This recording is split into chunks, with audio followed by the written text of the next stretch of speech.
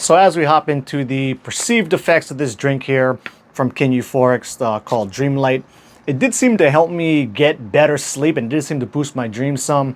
In particular though, the thing that stood out to me was 2 out of the 8 nights that I took it, it had my dreams connecting from really early on in the night, from like, 1:30 and onward, all the way to when I woke up for like, 3 or 4 dreams all connected in theme, which happens to me occasionally, but not that often. And I went back 8 nights prior to me starting this experiment. So out of those 8 nights prior, it didn't happen at all. Then 2 out of the 8 nights of me taking it, it had 3 or 4 dreams connecting from earlier in the night. So that was a neat finding.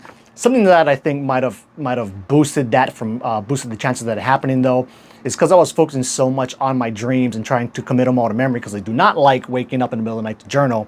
Is I'll lie in bed after getting up from a dream, I'll commit it to memory for like 10 minutes or so, and then drift off to sleep. A lot of times just doing that process, especially if it's like the last thing on my mind before I drift off into sleep and back into stage 1 and stage 2 and then hit REM again, is just kind of boost the chances of those things connecting in theme if it's the last thing on my mind.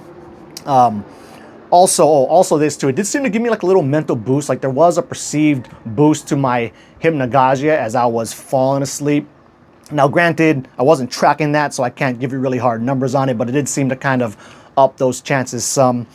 And yeah, I guess that's pretty much it. Next we'll be hopping into the numbers and I'll kind of compare the 8 nights I took it to the 8 nights prior.